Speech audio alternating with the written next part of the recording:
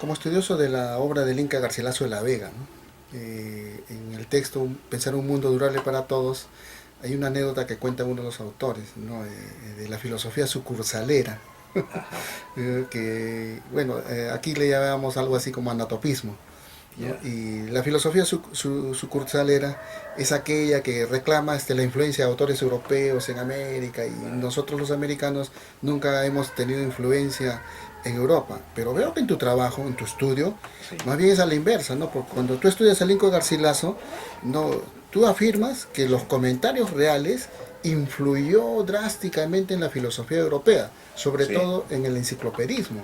claro, ¿Nos puedes claro, ampliar esta idea? Porque dejaremos de ser sucursaleros ajá, para implantar claro, más bien un sistema sí. contrario.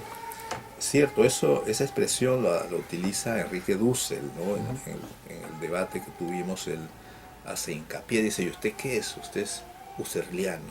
¿Y usted? Yo soy habermasiano. Y luego dice, yo soy nietzscheano, dice, ¿no? O sea que como si fueran, digamos, fieles de una capilla determinada, ¿no? Ah, sí, Y a veces en los congresos de filosofía también he visto que se discute y dice, no, esa interpretación de Levinas no es aceptada por Levinas, esa manera como leen los latinoamericanos. Escuché en un congreso de filosofía reciente.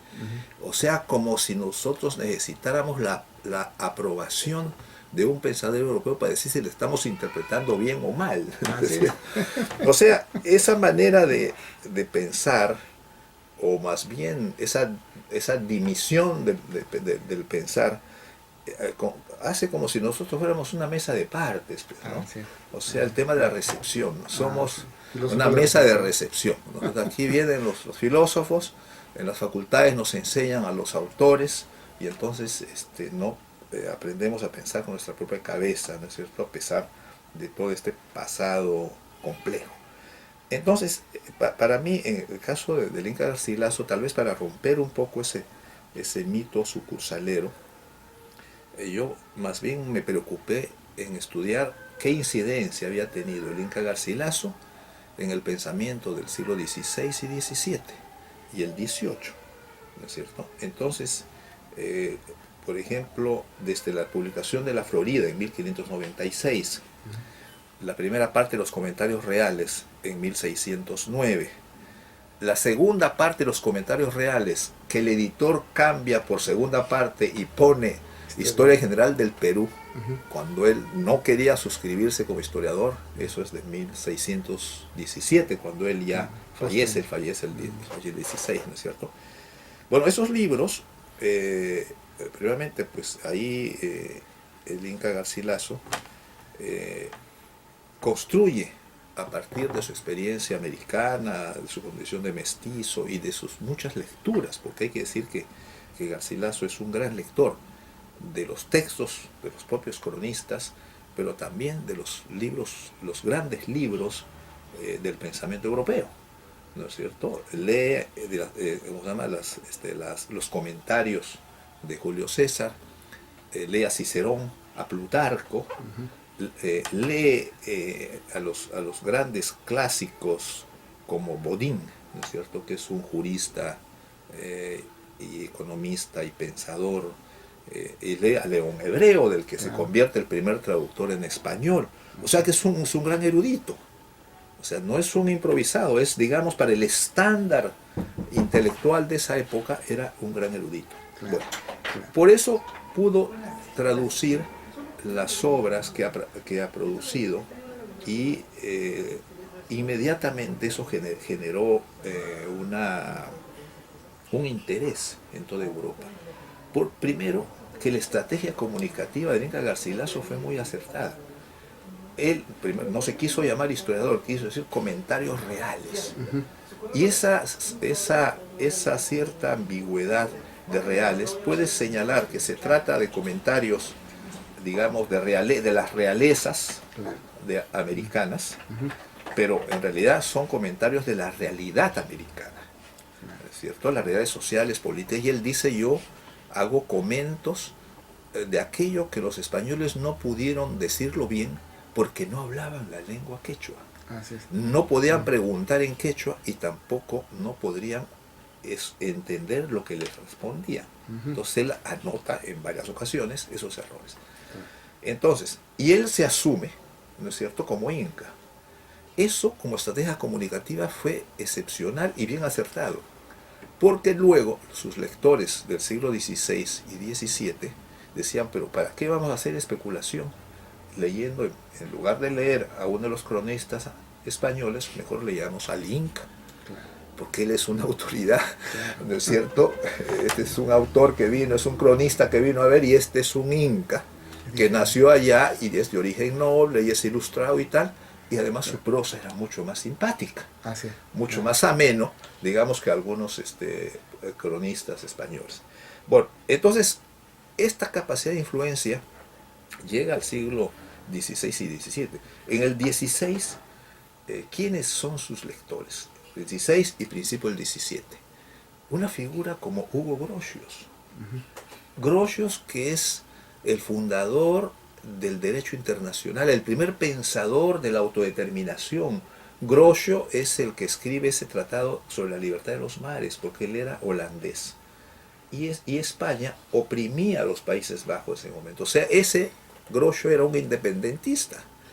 Y escribe el primer tratado sobre la guerra y la paz. Es lector de Francisco de Vitoria. Es lector de Suárez, de toda la escuela de Salamanca, y luego es lector del Inca Garcilaso. Ojo, pero Grotius en algunas ocasiones cita nombres, ¿no? Pero no dice el Inca Garcilaso, página tal de la edición tal. Esa manera de citar recién se da en el siglo XVIII y XIX. Pero los grandes estudiosos de Grotius han identificado, porque vieron que en su librería, en su biblioteca, él tenía tomos del Inca Garcilaso, y dijo, esto viene de Garcilaso, esto lo leyó en tal parte. Entonces, Hugo Grotius, lector, un gran lector del Inca Garcilaso. Segundo, una figura como Samuel Pufendorf, el autor de los tratados de historia natural, aquel que formaliza el derecho natural, concepto que luego íbamos a utilizar no solamente los independentistas europeos, sino también los independentistas de aquí de las Américas, ¿no es cierto? Entonces, Pufendorf, también lector del Inca Garcilaso. Tercero, Emer Batel, suizo de un pequeño principado, también independentista. Él admira cómo en América se estaban ya dando movimientos de resistencia a la colonización, también lector del Inca Garcilaso. Y luego ya viene toda una cascada, John Locke, en sus dos tratados del gobierno civil, que es, digamos, que es el primer documento donde un filósofo se permite hablar del gobierno civil, como diciendo, ese reino que ustedes tienen, los monarcas, ese no es el gobierno del pueblo. El gobierno del pueblo tendría que ser así, ¿no es cierto? Y él habla del gobierno civil, o sea, el gobierno de los pueblos, el gobierno avalado por los pueblos. Pero tengo una réplica. Sí. En la primera parte de los comentarios, cuando se habla de la cita de John Locke, Garcilaso escribe algo que va fuera de los comentarios, que no encaja con los comentarios. Es el relato del naufragio de un, si se quiere, migrante europeo que en una isla del Caribe. Y en este migrante se encuentra con un nativo converso al cristianismo. Y lo que cita John Locke ahí es sobre las responsabilidades civiles. ¿Tú puedes ampliarnos esta idea de lo que es la responsabilidad civil que John Locke toma de Garcilaso de la Vega? Sí, mira, hay que profundizar un poco, ¿no? Todos esos conceptos de la verdad civil, pues corresponden un poco a las categorías que la modernidad instala, ¿no es cierto? Sociedad civil, sociedad civil, luego soberanía del pueblo, autodeterminación, todas esas categorías, digamos, están todavía en formación en ese momento. Lo interesante de lo, por ejemplo, es la idea siguiente, dice, ¿no? Los antiguos americanos, los antiguos peruanos, fueron juzgados con las leyes del conquistador, dice, ¿no? Pero, dice, en realidad ahí hay un error. Estas personas tienen que ser juzgados con las leyes de su propia colectividad. no te pueden juzgar con las leyes del país vecino, ¿no es cierto? Sí, claro. Entonces, esto es bien interesante para mostrar, porque este es un poco el preámbulo, y estos son colectividades que tienen soberanía, tienen autonomía, y tienen sus normas y las cumplen, ¿no es cierto? Si eso a los ojos del que viene de fuera le parece una cosa anómica o sancionable, pues es un error, ¿no es cierto? Bueno, pero siguiendo esto, entonces está Locke, pero luego está Montesquieu. Claro. Montesquieu, pues la filosofía, no, el espíritu de las leyes, en el espíritu de las leyes hay más o menos unas 6 o 7 citas a Garcilaso. ¿No es cierto? Claro. Él lee la traducción francesa de 1633, ¿no es cierto? La primera traducción al francés, porque luego se hacen varias. Así es. ¿No es cierto? El siglo siguiente la revolución hace otra. Y entonces es muy interesante ver, yo tuve ocasión de ver ahí en un pueblo cerca de Bordeaux, en la biblioteca, pues está el repertorio de los libros y ahí está. Entonces ahí está lo que él leyó, entonces hay prueba, no solamente lo cita ya de manera moderna, el Inca Garcilaso, le Commentary Royal de la fecha y todo, sino que pues físicamente uno puede ver, está en los inventarios de Montesquieu, de que pues ahí está, que leyó, ¿no es cierto? Claro. Y luego ya en el siglo XVIII pues hay una cascada, ¿no? Porque se pone de moda Garcilaso porque hay una edición de 1744 hecho por los enciclopedistas, por el equipo que años después iba a ser la enciclopedia. En ese equipo estaba un tal Dalibard, y Dalibard es el que hace una relectura de los comentarios reales de 1633 de la traducción anterior y hace una edición actualizada, respondiendo ya a las preocupaciones de los enciclopedistas. Esta edición sale en 2 pequeños tomitos, es como si fueran ediciones de bolsillo. La otra era una enorme edición, estos son 2 tomitos, y no le cambia el título, y se llama Le Roi Anka, Reyes del Perú, algo así, ¿no? No se llama Comentarios Reales, ¿no? No, Histoire se llama Historia de los Incas Reyes del Perú, Histoire de Sanka, Roi du Perú, ¿no es cierto? Bueno, entonces sale 2 tomitos y se vende como pancitos calientes, ¿no es cierto? Porque está mejor organizado que el anterior. O sea, se permite cambiar el título, cambiar la organización. Al principio, por ejemplo, pone en el tomo 1 esa relación de los 14 incas. Un poco como la relación de los Luises, ¿no es cierto? Luis Cárcel, ¿verdad? Entonces, pero era para más los gobernantes. Entonces ahí. Y luego pone la parte de historia natural, un poco de la historia de la segunda parte, ¿no es cierto? Y luego una cosa curiosísima, y agrega un léxico quechua francés. Entonces yo no sé de dónde sacó Dalibard, digamos, un quechuólogo en París de ese momento para poder auxiliarse de eso. Claro. Y está muy bien. ¿Y por qué? Esa es una innovación. Y segundo, en los pies de página, él hace dialogar a autores contemporáneos, enciclopedistas, con Garcilaso. Y dialoga, el pie de página dice, sí, aquí Garcilaso tiene la razón porque la fundición de la plata se sigue haciendo de la misma manera que se hacía en el pasado, ¿no? Claro. Y en otro dice, bueno, aquí sobre la quinina efectivamente hay una investigación sobre eso. Entonces los que anotan son miembros de la Academia de Francia, ¿no? Los anotadores. ¿Y por qué se hace esta nueva traducción? Por la razón siguiente, Francia acababa de mandar a un equipo científico a medir los grados del Ecuador. Esta es la misión donde viene la condamina. Viene la condamina, viene Jussieu, es decir, viene el señor Odonné, un equipo que están en Guayaquil, en Quito, y están haciendo una visión, y también ellos vienen al Perú. La condamina da clases aquí en San Marcos y tal, ¿no? Jussieu también. Entonces, ¿pero qué pasaba? Ellos mandaban periódicamente flores, plantas, frutos y tal. Y entonces allá nadie sabe, ¿cómo vamos a clasificar esto? Llega. Decía entonces trataban de ver los tratados españoles, pero no tenían nada sobre historia, salvo el libro de Acosta, ¿no? De Acosta, Historia José de Natural. Acosta, Historia Natural, ¿sí? Pero no había, entonces, digamos, por aprobación real, se dice mejor elaboren o reelaboren a este libro de Garcilaso con todas las notas y que los autores vivos vayan comentando si esto está correcto, si esto ya no tiene curso y tal y tal, ¿no? Claro. Bueno, ese librito tiene tal éxito que se convierte en un bestseller y hay figuras. Uno de ellos, por ejemplo, es Louis Mercier. Louis Mercier es un autor de éxito, es un hombre de vanguardia. Él publica un libro que se llama 2044, un libro futurista, ¿no? Claro.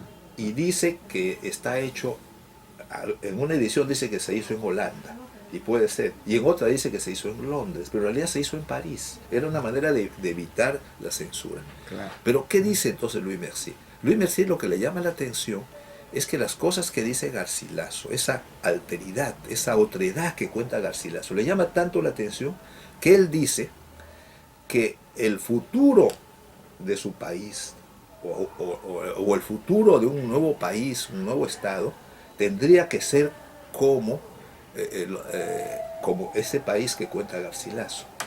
¿Y qué les llama la atención? Por ejemplo, que Garcilaso hable de la regulación de la natalidad.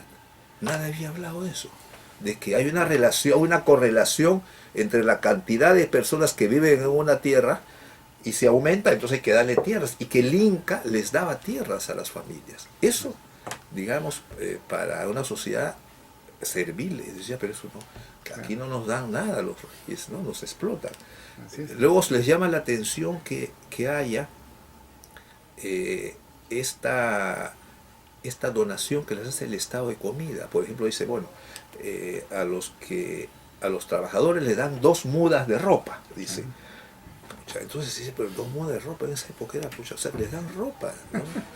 Luego están organizados de manera decimal, 10, 100, 1000.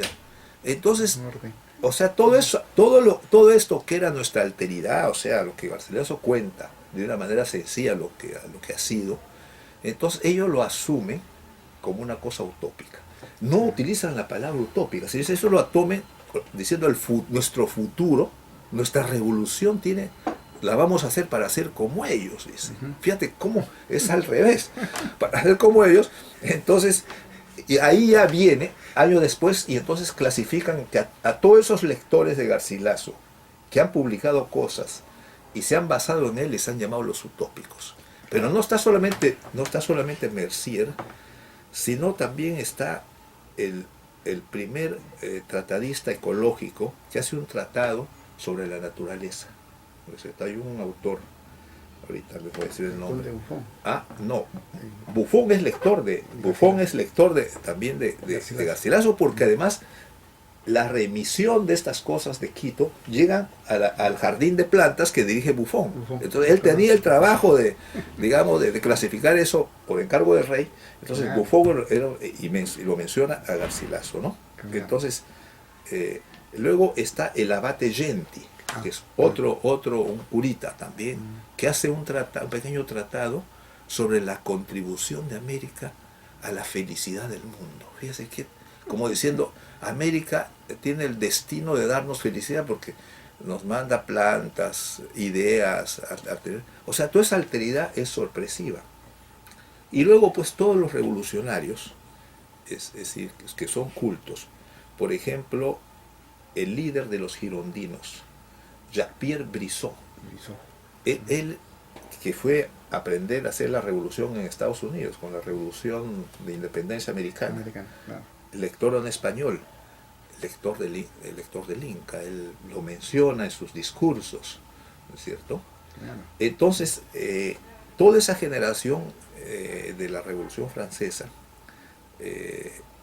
sean, digamos, protagonistas de la revolución, o contemporáneos, por ejemplo, como Madame de Graffigny. Claro. Madame de Graffigny, que escribe las cartas de una peruana, Lettre d'une Péruvienne, que está fundada sobre la idea de que hay una correspondencia digamos, por quipos, ¿no es cierto? Claro, sistema comunicativo. El sistema comunicado por quipos, y entonces inventa una historia crítico de la monarquía, pero esa mujer, ese libro tuvo más o menos como 30 reediciones, es un bestseller, porque sale en París, luego hay reediciones en Holanda, en Bélgica, en Inglaterra. Claro, déjame hacer una acotación de acá, pero también Voltaire escribe un drama, Alcide.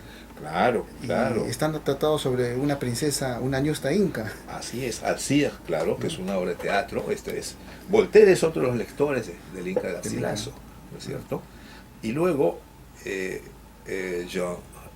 Jean-Baptiste Marmontel, que escribe La destrucción del imperio de los incas en 2 pequeños volúmenes, que se convierte en otro bestseller, que hasta ahora se reedita, y ese es un garcilasista, porque lo cita y tal, y él cuenta la historia de una misión azteca que en la hora de la conquista llegó al Perú. Es una novela filosófica, le llaman, ¿no? Entonces, los lectores del siglo XVIII son seguidores de Garcilaso. O sea, quiero decir con esto que los europeos tienen otra lectura de Garcilaso. O sea, ven su alteridad, ven la diferencia y saben la utilidad que les puede dar. Claro. No es que Garcilaso haya escrito una utopía, porque aquí se leyó, entonces Garcilaso escribe utopías. No, no, no, no. Los que lo leyeron lo asumieron como un carácter vanguardista. Y eso fueron, digamos, los que lo leyeron en las ediciones estas de 1744. Pero ya después los analistas de principios del siglo XIX, los de Proudhon, toda esa generación que viene después de la Revolución, les llamaba a esta generación utopistas. Claro. ¿No es cierto? Pero claro. Garcilaso nunca utilizó la palabra utópico. Y aquí creo que se escuchó la música, pero no saben de dónde salió esa música. He escuchado, pero no saben de dónde. Y a veces he visto algunos sitios habla, digamos, del Garcilaso utopista. No. Garcilaso escribió lo que escribió, y sus lectores lo interpretaron en un contexto, se apropiaron de él, y luego ahí surgió, digamos, alimentó la tradición innovadora que luego recogieron los utopistas del XIX, ¿no es cierto? Entre las que estaba el primer Marx, porque después Marx habla contra el socialismo utópico.